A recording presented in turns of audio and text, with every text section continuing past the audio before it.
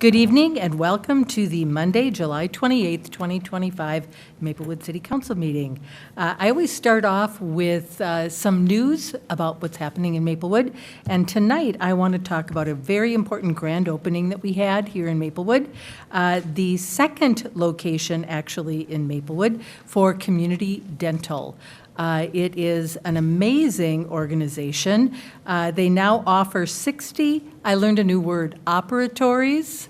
I just thought that it was the little dental cleaning station. I didn't even know what the word was. It's an operatory, so there you go. I learned that this week. For dental care to underinsured and uninsured, including emergency same-day dental care. It is a great regional asset. Community Dental operates one facility over on Beam Avenue. Many of you probably are familiar with that. Their new location is on Carlton Street. They bought it was kind of a 1980s vintage, very stable, great bones of a building that was owned by 3M, but it kind of looked like you were walking into an old James Bond movie with the old furniture, and I mean, it really needed a refresh. And now there are over 40 operatories in there with a number of dentists and hygienists and all sorts of staff who are there to help with dental needs. Let's see. They have 5 total locations in the state of Minnesota, and so it's really quite amazing that we've got 2 of these clinics available here in Maplewood. So I want to welcome Community Dental. I know City Manager Sable was there. I know Community Development Director Danette Parr was there. John Berry Lee, our council member, was there as well.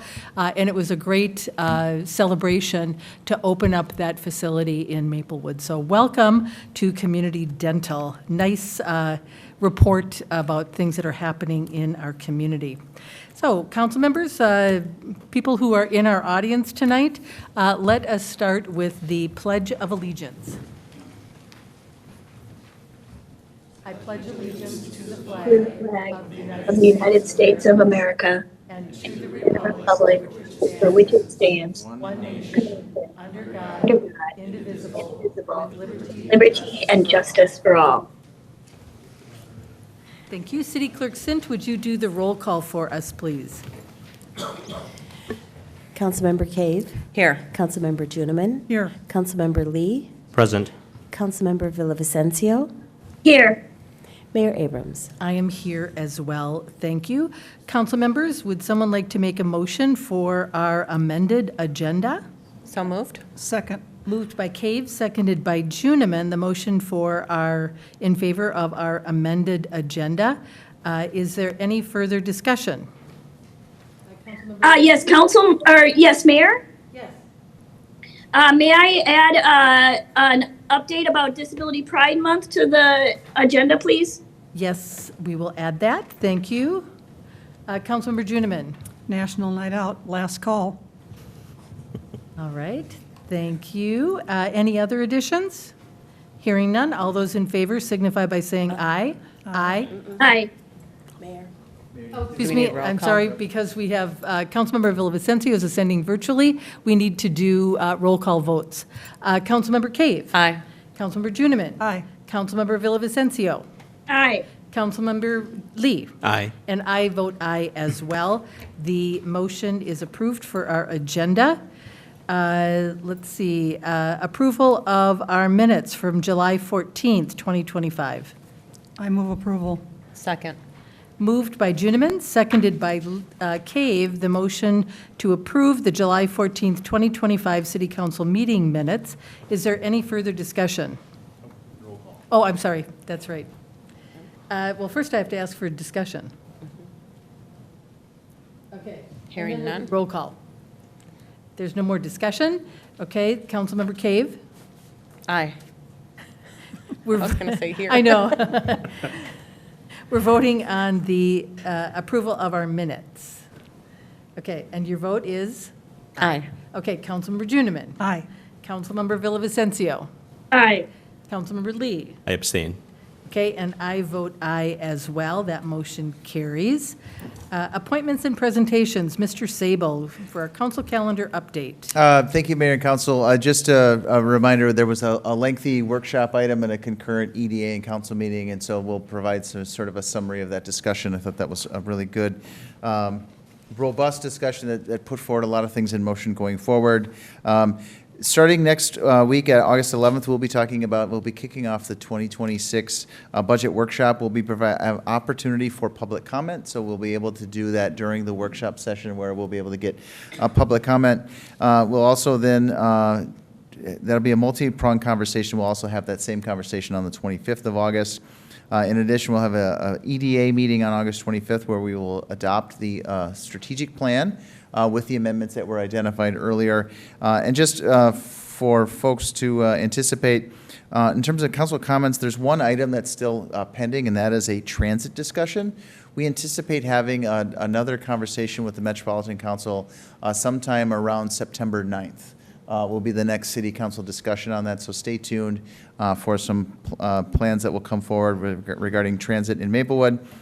Just and also in terms of community engagement and events, there is a putt-putt with public safety this Thursday, 12:30 to 3 at the Midwest Golf Dome just down the street. So opportunity to engage with law enforcement and fire EMS professionals and a little bit of mini golf. So with that, I'll stand for any questions. For Mr. Sable. Councilmember Juniman.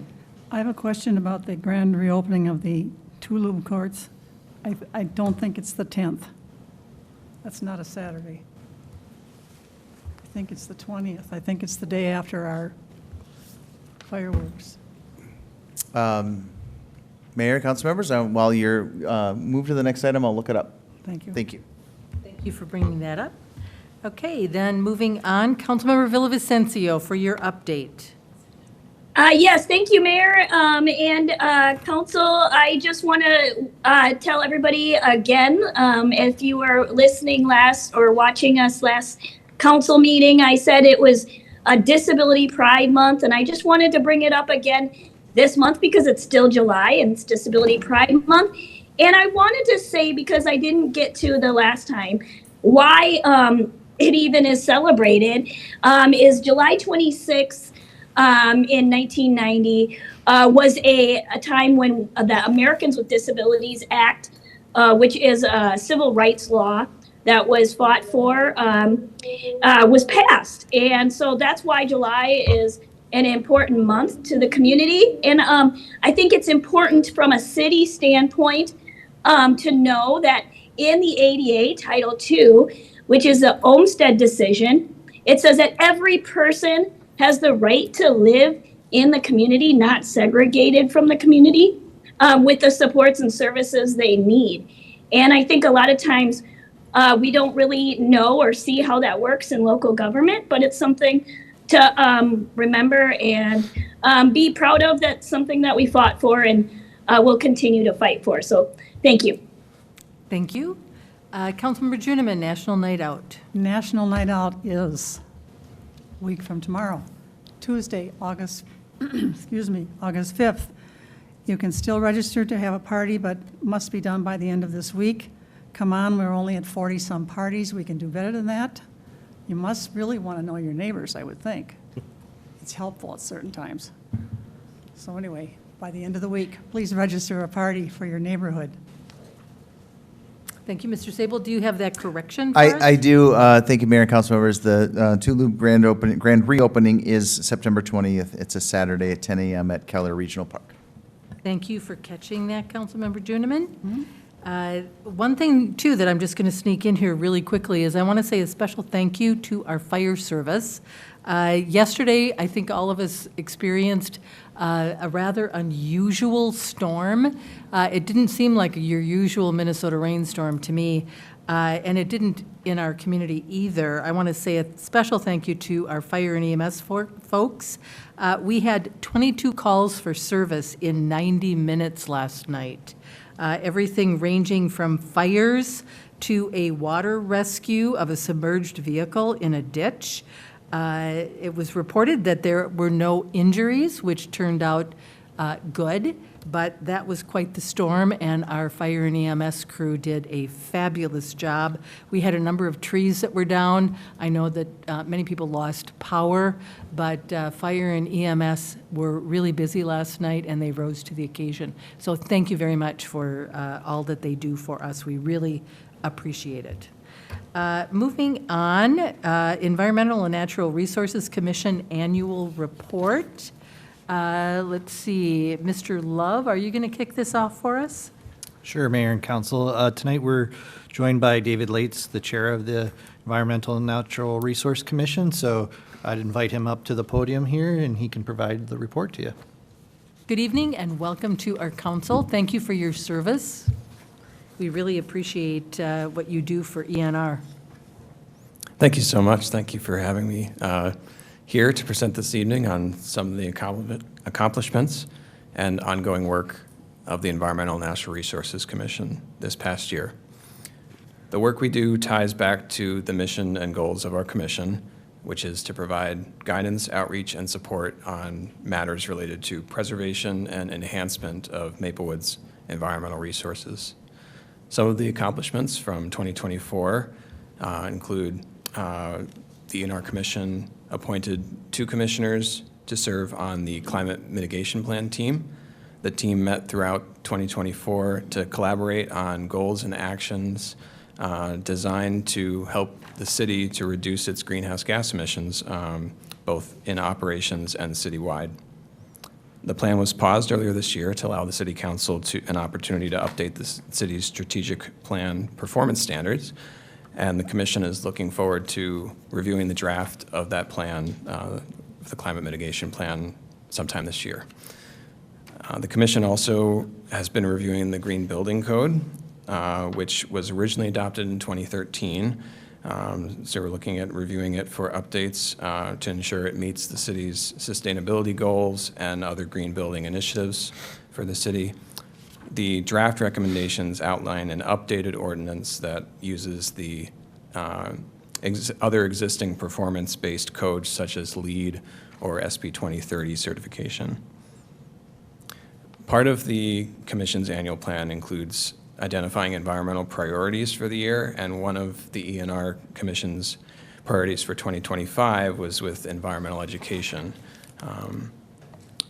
To date, the Commission has attended a couple of events with the Waterfest event in June and the Celebrate Summer event in July to do outreach on the city's tree program and our participation in the Tree City USA program. So it's great to get out to those. In addition, I wanted to highlight some sustainability updates for the city, and most of these updates are staff-led, but are a result of the work that the Commission does in reviewing and recommending on environmental ordinances and policies. So some of these include, so Maplewood was awarded the Step 4 to Step 5 Green Step Cities Award in June for making improvements to several sustainability metrics, including increasing the number of new trees that were planted in right-of-way parks and the city's tree sale from 303 in 2023 to 474 in 2024. Also, there have been some key climate mitigation plan strategies that were implemented, including outreach and education on reduction of food waste, in part through the promotion of the county's curbside food scraps recycling program. And I think that concludes my updates. Thank you for the opportunity to share the work of the Commission, and happy to take any questions. Thank you very much for the report. Council members, does anyone have any questions? Councilmember Juniman. Actually, I have a comment. This is a very nice report, very nice. Nicely given, but also there's a lot of good information in here. And we are still in a leadership role, and we need to maintain it. So we need our ENR Commission to be active as they are. And another thing that I noticed in the report was we have really upped the number of electric vehicle charging stations to 52. So that's a big accomplishment for us as a city. So thank you for your work. Thank you. Thank you. Councilmember Cave. My comment was just thank you for your work also, and please, give it to your whole team. And it was a great report, and reading it was really clear, and you guys do amazing work. Thank you. Anything else? Councilmember Villavicencio? Do you have anything? No comments, just thank you for the report. It was very good. Okay, council members, we have a motion. Would someone like to make that? I move acceptance of the Environmental Natural Resources Commission Annual Report. Second. Moved by Juniman, seconded by Lee, the motion to approve the 2024 Environmental and Natural Resources Commission Annual Report. Is there any further discussion? Hearing none, all those in favor signify by saying aye. Aye. Oh, I'm sorry, roll call. It's a little different rhythm, and I'm just not used to it. Councilmember Cave. Aye. Councilmember Juniman. Aye. Councilmember Villavicencio. Aye. Councilmember Lee. Aye. And I vote aye as well. That motion passes, and thank you for all your work. Thank you. Next, we have the Parks and Recreation Commission Annual Report. Mr. Love, are you going to kick this off as well? Absolutely. Mayor and Council, tonight we're joined by Jason DeMoe. He's our Park and Recreation Commission Chair. So I'll invite him up to the podium here, and he'll give his report on that commission. Hello. Welcome, Jason. Thank you for having me here, and thank you for trusting me to lead the Parks and Rec Commission. It's been a joy, and I really enjoy the work. So, so the mission of the Parks and Recreation Commission is core to everything that we discuss and do and work on. We attempt to provide diverse recreational opportunities for people of all ages and abilities, enhance and preserve our parks, facilities, and open spaces, while promoting environmental stewardship through education and outreach.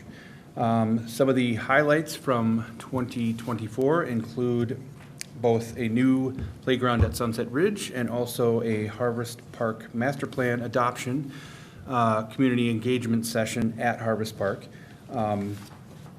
I don't think a lot of people realize how important those community engagement sessions are. The comments that we get back from community members about how much they care about what happens to a park that's near their home is really refreshing to hear and to know that people care that much. So those are very important things, and more to come on that.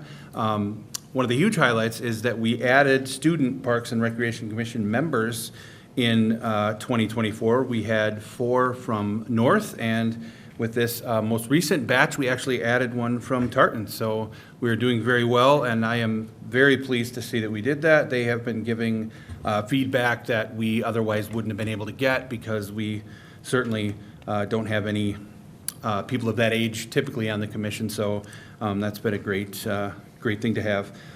We also took part in several community outreach events, including Friday Night Fireworks, and we had the Celebrate Summer events, and those have all gone really well, and I think the community appreciates that we are doing that. And hopefully the fireworks will go well again this year with the move to the new month. I think people will get used to that in time. Let's see, we had, one of our goals was to receive regular updates on the implementation of Nature Center and Programming Task Force recommendations. In 2024, we weighed in on several, including supporting independent groups that use the outdoor areas, identifying rental options to encourage use, more connection to the community, education and other partners, and identifying groups who are looking for space to use within the city. Some of our 2024 goals, and you see them listed there. I won't go through all of them, take up most of your time. 2024 accomplishments also listed, and our 2025 goals include a review and recommendations on park improvement plans identified in the CIP plan. We will continue to look for new ways to engage in community outreach and be involved in the community events that we currently do, and hopefully we can add some more. We will be next month taking a bus tour of our park system. We do that once a year, and I think it's very vital, because oftentimes we get bogged down with the sitting in this room work, and we don't often realize that there's, out in the community, what we do here has a great effect on what happens out there. So it's nice to get out and actually visit the parks and see what we're actually working toward when we're sitting here for the number of hours that we are. We plan to hold a meeting to discuss connectivity and trails with neighboring cities. We will hold a meeting dedicated to reviewing the implementation progress of the Nature Center and Programming Task Force recommendations. We will continue to value the youth perspective and recruit and appoint more student representatives. I don't think that's a program that's going to die down anytime soon. We will receive annual updates from the YMCA, which we have been doing and will continue to do. There's a really great partnership that we have there, and we plan to continue that. And we will review and evaluate the current and future signage as part of park projects and redevelopment. That is my presentation. I can try and answer any questions. Thank you. We do have a question, Councilmember Cave. No question, just a comment. Just like before, I'm sorry, a great report you gave us. And Thank you. please go back to the commission, Tom, what a great job. Your highlights, I think it's really wonderful that you have the youth involved. It shows your initiative to do that. Really, it really is positive. I know our church has started doing that with their council, and there's a big gap there that, you know, we need to listen to our youth, and I really commend you guys for doing that. Thank you very much. So thank you. Councilmember Juniman. Thank you for the good report, and then I just have to acknowledge you have a very long-standing member, and somebody who sticks to it this long needs to be acknowledged. Craig Brannon has been a member since 1997.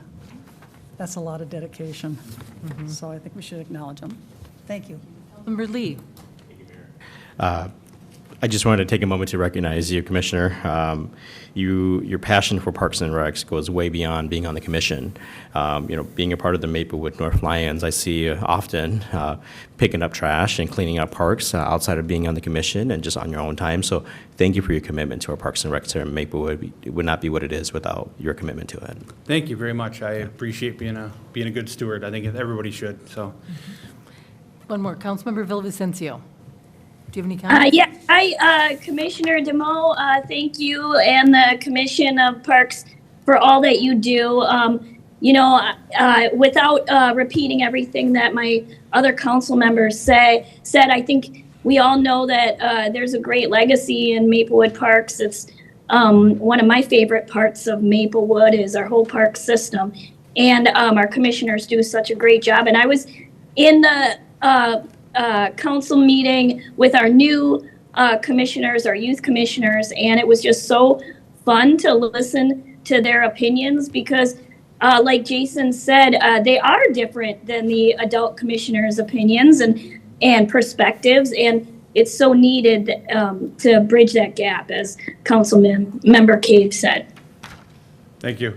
City Manager Sable. Yeah, I'm thinking, Mayor and council members, I want to point out the outreach that you did in Harvest Park actually resulted in changes to the design and the plan. So this is that moment of getting out and seeing things firsthand actually changed the whole park for the next 40, 50, 60 years. I mean, that's a very small thing, but a really powerful and incredible piece. And I think I just want to say something else that you talked about is the importance of getting out and seeing and touching the parks. I'm not able to join that park tour, but I want to be part of the next one. So if you can, maybe the three of us with Audra and the team can maybe pull a special parks tour. I would love to get out and Sure. touch them and see them, even though I can't make that day. We can definitely talk about it. And everyone here is welcome to join the tour. Audra's got details. I've been on it I think I was on it last year, and it's a great tour. I would encourage my fellow council members to take that tour. It's important to see it.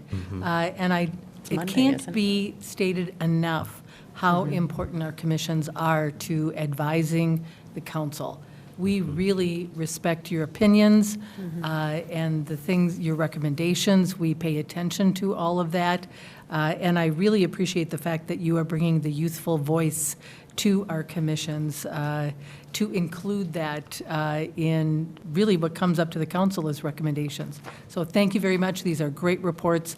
I always look forward to reading these and just some of the things that are making a difference in our community. So thank you very much for your service. Thank you. We have a motion, council members. Would someone like to make it? I move acceptance of the Parks and Recreation Commission annual report. Second. Moved by Juniman, second by Villavicencio, the motion to approve the 2024 Parks and Recreation Commission Annual Report. Is there any further discussion? Mayor? Councilmember Cave. I just have one thing while we're on it. I believe Monday is the tour, the bus tour. So if anyone here wants to go on it to sign up, Audra sent something out already for it, but. Thank you. Yep. Then we will go to our roll call. I remembered it this time. Councilmember Cave. Aye. Councilmember Juniman. Aye. Councilmember Villavicencio.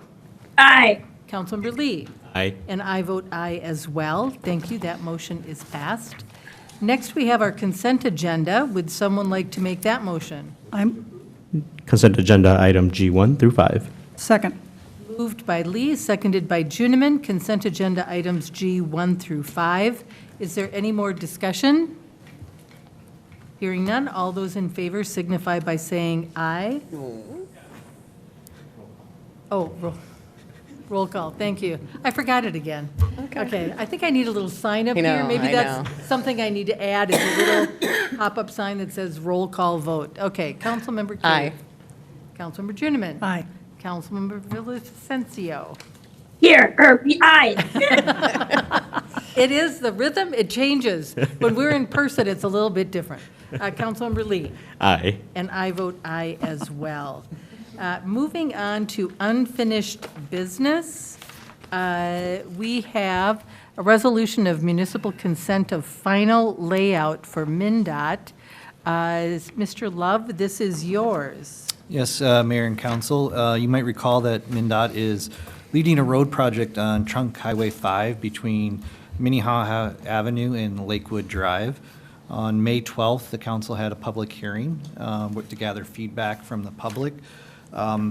Based on that feedback, there was concerns about the impacts to existing vegetation that the proposed trail location would have.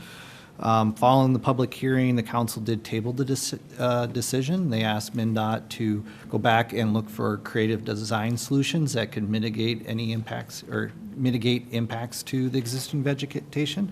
And so tonight, they are back here to give you an update on that. And then I would say we should invite them up to give their presentation. And then, as you mentioned, for consideration, the council has a motion to approve the resolution of municipal consent. So, Thank and you I'm very much. available for any questions as well. Thank you very much. Who is going to be presenting tonight? I'm sorry, I should have mentioned that. all right. Michael Corbett is going to be presenting, and I'll let him take it from there. Welcome to the council. All right, thank you. I just wanted to make sure I didn't approach without being asked, so on this day and age. Thank you all, Mayor, and council members and city staff. Glad you're here. Glad all of you from the public are here as well.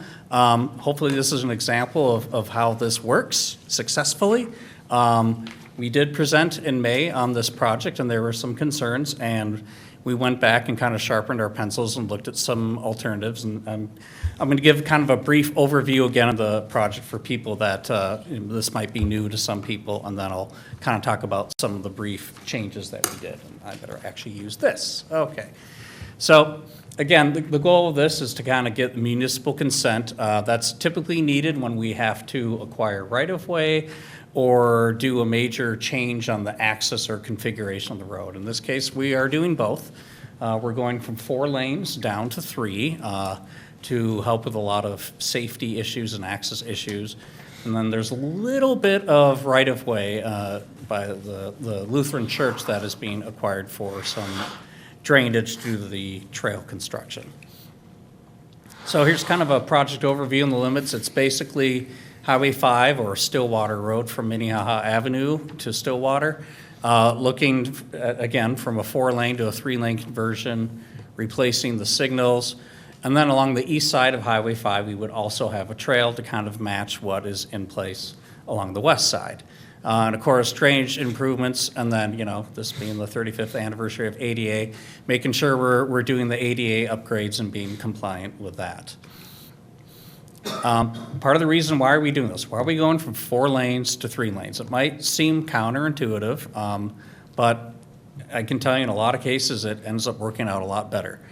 We found the crash rate along here was definitely above normal. The signals on either end of the project were approaching their 30-year service life.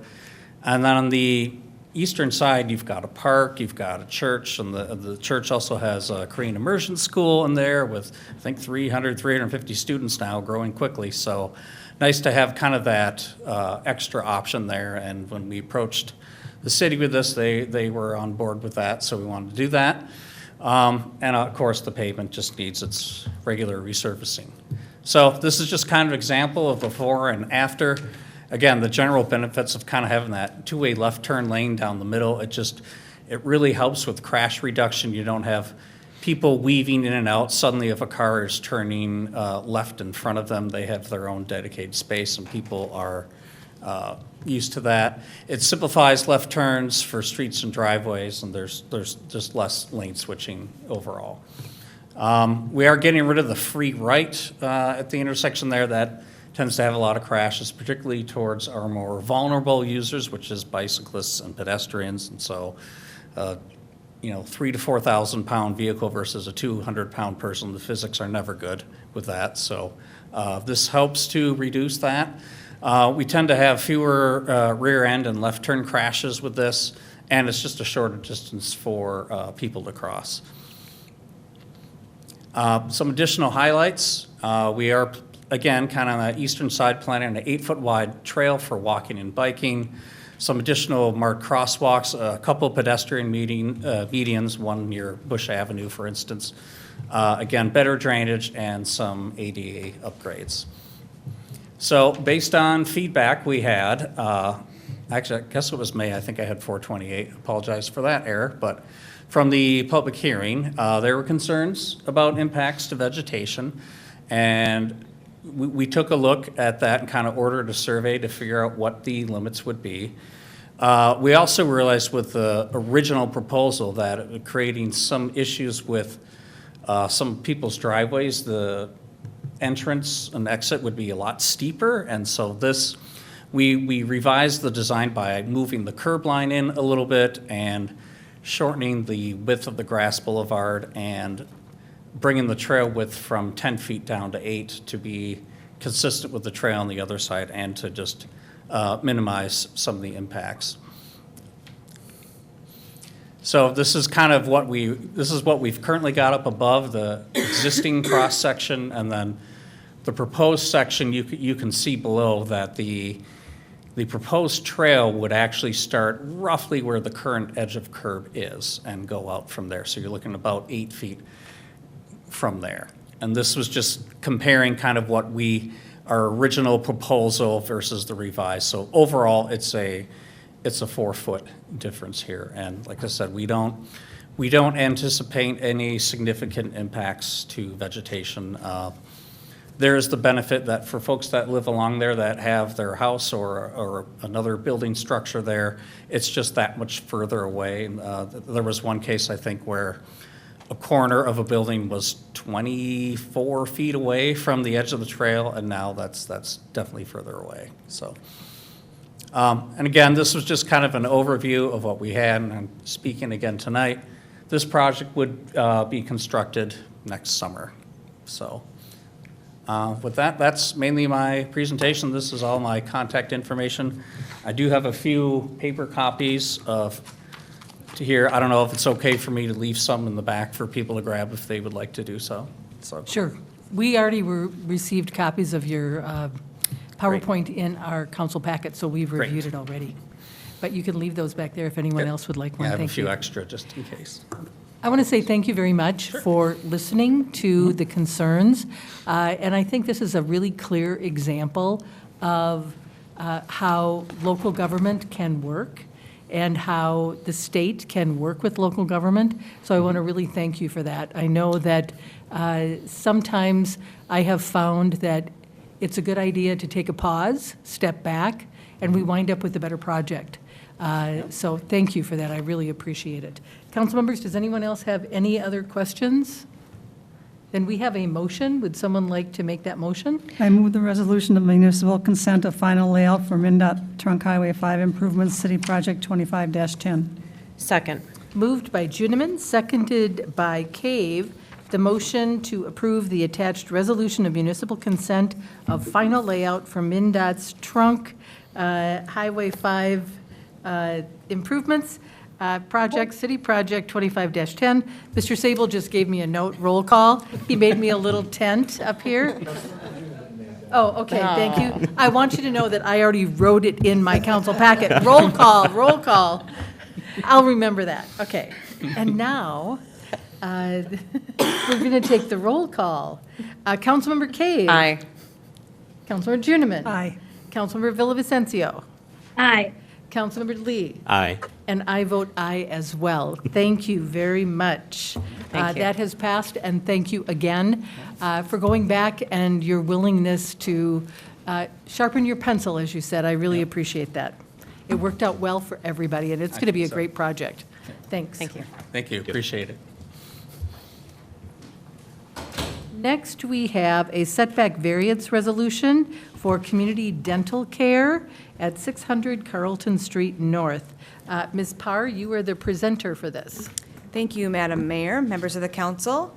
I won't tell you what they do because the mayor has shared that with you. We're very excited about them being here and expanding locally. Just want to talk a little bit through this, talk through this a little bit. This is, as the mayor had mentioned, 600 Carlton Street North, as you can see from the overhead. Soquist Architects, on behalf of Community Dental Care, applied for this variance. And you can see on the overhead, the site there. If you've been to the site, you're aware there's some topographic challenges on the sides of the site. That's really kind of one of the big reasons we're having this conversation. They want to provide care to young individuals in the lower level, and they will many of those individuals will have sedation as a part of the procedure. And because of that in particular, we don't want them to have to navigate to get upstairs again to safely get back to their guardians' vehicles. So for that reason, they're asking for this variance this evening. As you can see, this is a 2.5 acre site, so it's a good, there's a fair amount of acreage there, but there's also a fair amount going on in relation to the site. The site is light manufacturing. This is a permitted use within that. The pickup area itself, I think this does the best job of kind of telling the story. As you can see on one side, the first one, it shows the existing building and the existing conditions. When you look out the back door, when we had the tour while we were there most recently, it's just a grass area. They're looking at creating an area that has a pull-through, and you can see that on the right-hand side. That pull-through will allow for 2 cars to temporarily pull in that area, pick up the individuals that need to be loaded and taken back to where they need to make full recovery. A couple things have to happen in order for this to work. One, they need a variance. Part of it has to do with the right-of-way and just the way the road is. In order to make this work, anyone would need a variance. It's just that's the alignment of the road. The second piece is they need to make a few changes on the site. We can talk more about the specifics of the site if you like, but I'm just going to jump right to it. One of them is the trash enclosure. Right now, if you look on the, we'll actually go back. If you look, the trash enclosure is shown on the existing site. It's that square, it says it right, if you can see it right there. They have to move it north on the opposite side of the pickup area in order to make that work in an aesthetically pleasing and a safe manner. So where they're proposing it makes total sense. And then also, for the, you can see on the overhead there, there's a portico that will be put on that side, obviously weather and whatnot. It also clearly calls out where the pickup area is, which is helpful as well. So with that, I just wanted to mention that staff has reviewed the request. It finds it meets the standards. When we look for justification for the setback variance, there's specific things we look at, and as I mentioned, the topography is one of those things. There's limited places because of what's going on there where they can put it. They've looked at all the opportunities to meet it in another way without needing a variance, and there just really isn't another option at this point. Staff concurs with that. It's a unique situation. We don't believe that what they're proposing is essentially changing the character of the area as well. There was a public review notice sent, a public notice sent within 500 feet. We didn't hear from anyone. No one came to the public hearing that was held on July 15 at the Planning Commission. There were a number of questions that the Planning Commission had, but were adequately answered in a way that they were very comfortable with it and recommended approval of it. There, as you could tell from the staff report, there's a number of comments in regards to the building department, engineering, somewhat standard comments we would put on any application similar to this. And with that, I would just mention staff recommends approval, and the recommended action for the motion is on the overhead for your assistance if you need it. Thank you. Does anyone have any questions for Danette? Councilmember Juniman. Thank you, Mayor. The only comment I'd like to point out, and I presume the applicant is aware of this, is Mr. DeRoche's comment about at no time shall the patient pickup KQ impede traffic flow on Carlton Street. That would be the only concern that anybody would have, I would think. Madam Mayor, Councilmember Juniman, we have talked about this internally. We've also talked about with the applicant. We do have Karen Flanagan-Kleinhaus, the CEO of Community Dental, as well as Adam Lepax, sorry if I got that wrong, Adam, from the architectural team here to answer any questions you have, but we have talked about it a fair amount in response to it, just because we want to be careful of that. It's not a highly trafficked street, but it doesn't matter. We care if any street, if you're going to have stacking that's going to go out. One of the things that I think makes us feel comfortable with it is there's a limited number of operatories on that level that would be utilizing this. Man, I feel good. And they have done it in such a way where they're scheduling, and the applicant can speak to this, but basically 3 rooms and 2 of them for in the nature that they may be sedated. So they really have made sure that it's sequenced in a way and timed out in a way where there will not be more than those 2 cars there, and they have no interest in anyone else using that access point, but those that are that need it. Did I get it right? Awesome. Thank you. Karen, I'm going to ask you to step up here, if you would, please, and introduce yourself. Welcome to the council meeting. Well, thank you very much, Mayor and City Council members and City staff. I'm very pleased to be here today, and I'm happy to answer any questions you may have.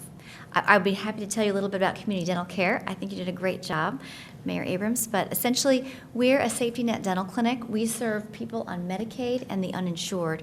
We serve all ages, and we have 2 clinics now in the city of Maplewood, and they're our 2 largest clinics. And there are just so very many people who struggle to get access to dental care.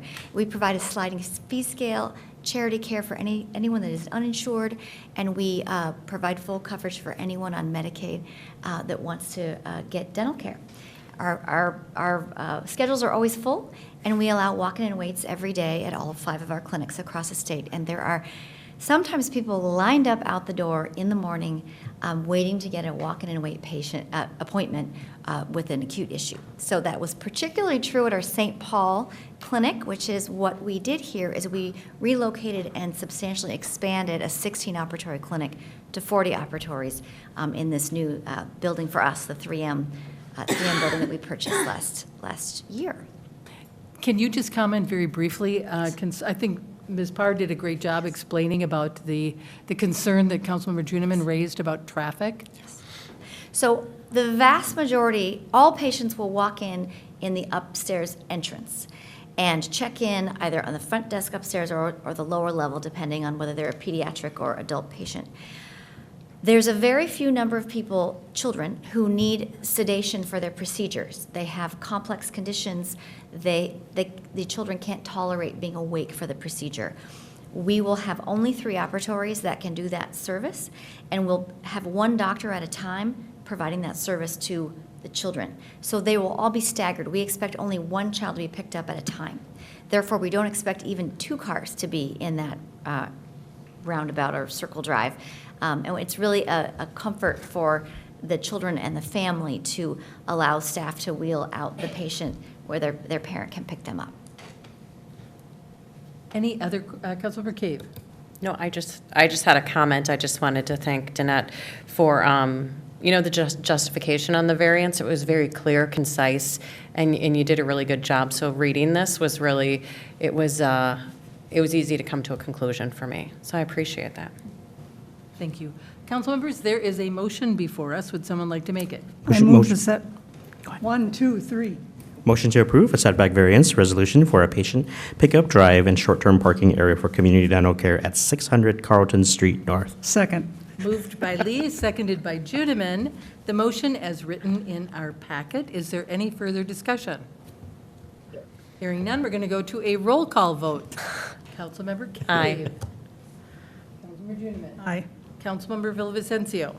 Aye. Councilmember Lee. Aye. And I vote aye as well. There you go. Thank you very much. You bet. We appreciate it.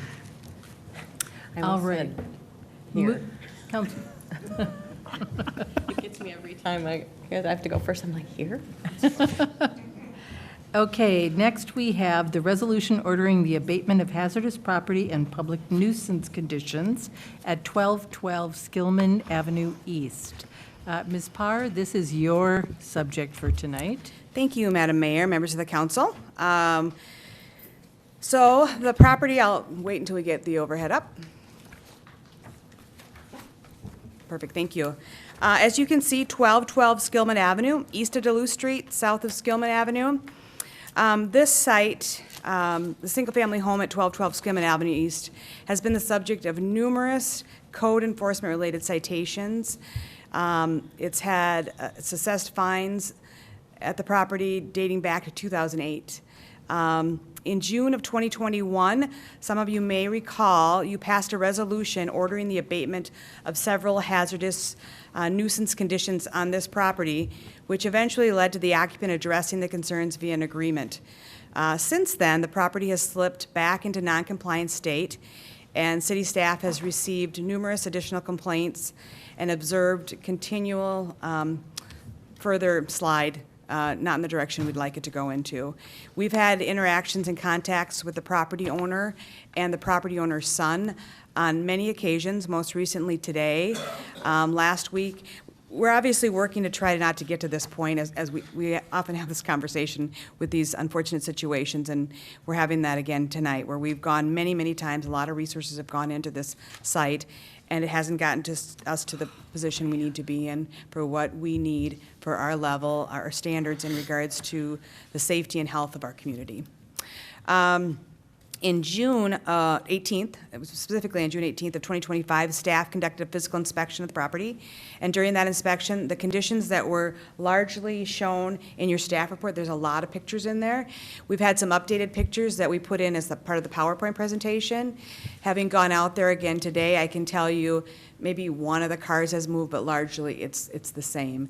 I know the son of the owner has said he's trying to get people to come and he's planning on doing some things, but we just have had inaction for so long that we're here today asking for this. Based on the conditions that we found at the site, we have determined that it is a property that is hazardous, it's unsafe, and it is a public nuisance under the state law and under our city code. A resolution has been prepared by our city attorney that finds the conditions of the property are both hazardous and a public nuisance, and it authorizes staff and the consultant, being our attorney, to serve an order on the owner that requires abatement within 45 days, which is typically what we've done when we've gotten to this point.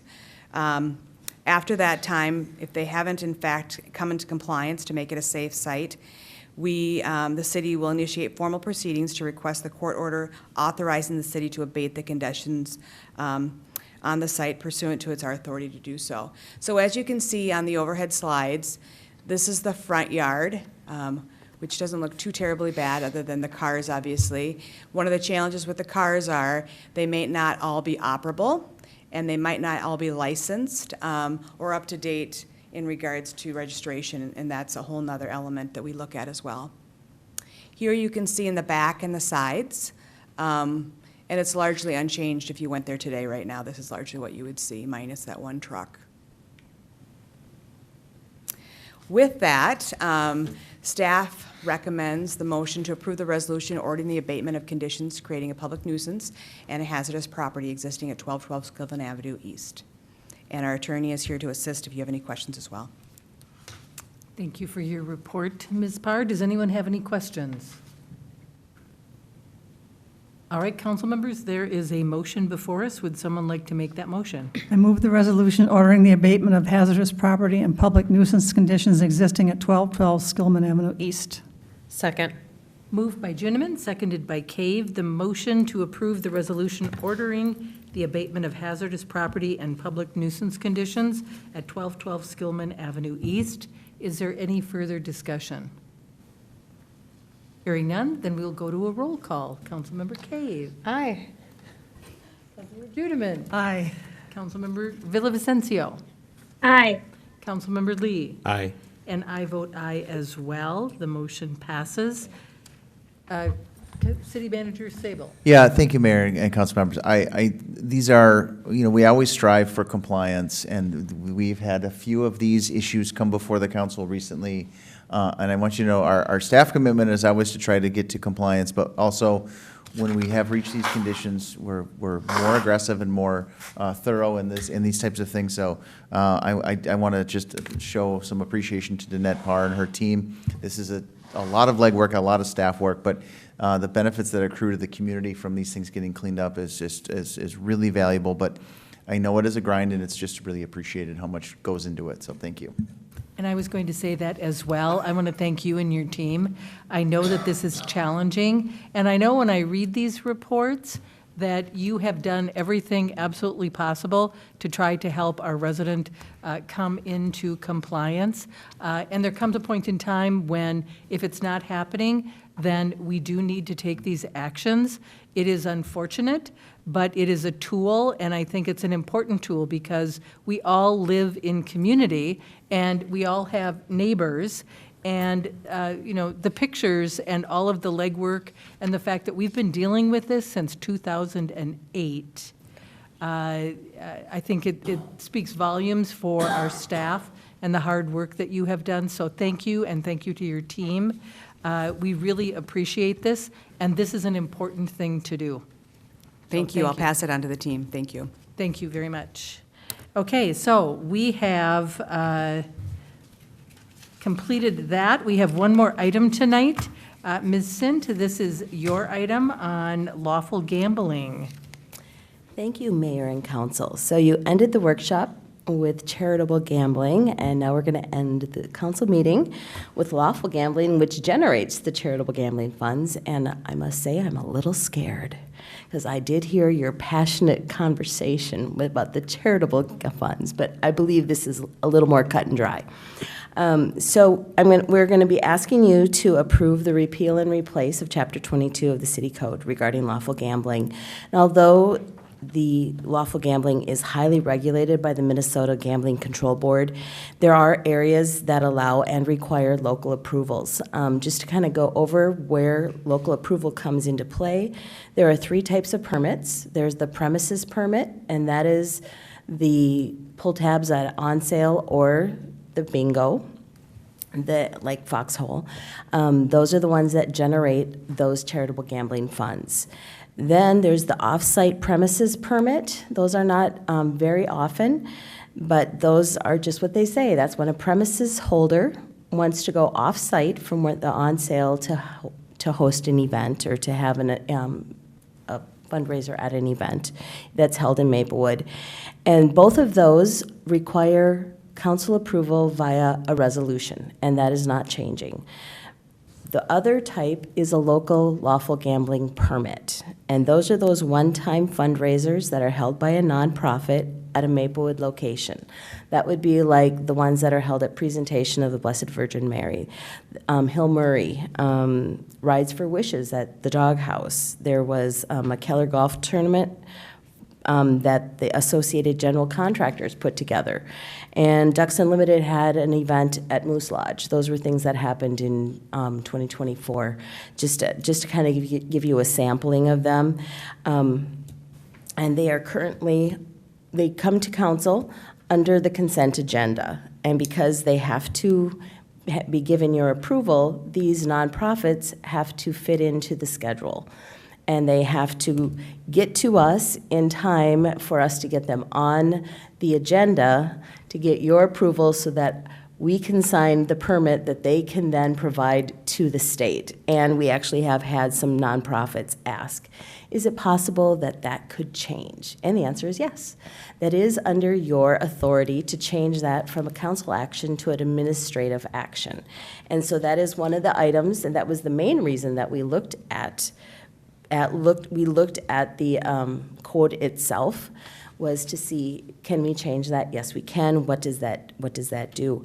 Now, we did not think that it was a good idea to just look at that one-time change, and it would be more responsible to actually look at the whole chapter. And so we did that. And what we found is that the chapter was full of a lot of obsolete and very confusing language. It also contained language that was under state control and had nothing to do with local authority. It lacked some new statutory language that had come into place since the last time it was reviewed in 2015. And there was an absence of the process to approve the off-site premises permit. And so staff went through and we made the changes that we recommended. Then we had legal counsel look at it and make sure that we were doing things properly. And after a conversation, we agreed that because the changes were throughout the chapter, it was just better to do a repeal and replace. It would make it easier for you to review it. It's just a cleaner way of doing it. So we are proposing what removes that unhelpful language, and it was often redundant. It adds the statutory language, which was to change a bit the purpose of the code, and also it adds the requirement that the state added that the cities acknowledge who is contributing to those charitable funds, so that people know where the money is coming from, not just that they're getting it, but actually where they're coming from. And we also then added that off-site premises permit process. And the main thing that was important to us is that we maintained the integrity of previous council decisions for all the regulations for the premises permit, including that 10% charitable contribution. So with that, I'm open to any questions. Otherwise, we'll be looking for a motion to approve the repeal and replace, and then also a motion to approve the resolution so that we can publish that by title and summary. Thank you, City Clerk Sint, for making sure that we are up to date, and thank you, Mr. Beatty, our city attorney. We really appreciate that. I read through this and I thought, what a great idea that we're doing this. But I am going to miss hearing about the turkey raffles that had to come to council for approval. We aren't going to know about the turkey raffles anymore. But this is a good way to do it. I think it makes it a little bit more streamlined for people. So there you go. Council members, any questions about this? Then would someone like to make the motion? I motion to approve the ordinance regulating lawful gambling by repealing and replacing Chapter 22. Second. Moved by Ginnivan, seconded by Cave, the motion to approve the ordinance regulating lawful gambling by repealing and replacing Chapter 22. Is there any further discussion? Then let's go to a roll call. Councilmember Cave. Aye. Councilmember Ginnivan. Aye. Councilmember Villavicencio. Aye. Councilmember Lee. Aye. And I vote aye as well. There's another motion. Would someone like to make that? Motion to approve the resolution authorizing publication of the ordinance by title and summary. Second.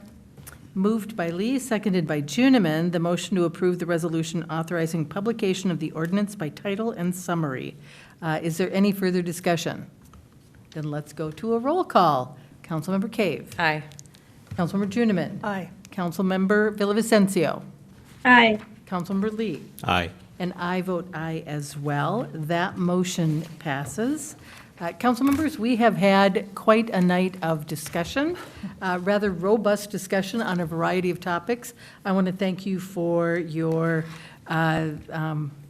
participation. It's more than participation, for your passion for what it is that we do for our community. And I want to thank staff that make this go so smoothly. Without you, it wouldn't be as smooth as it is. So thank you. We really appreciate all the efforts.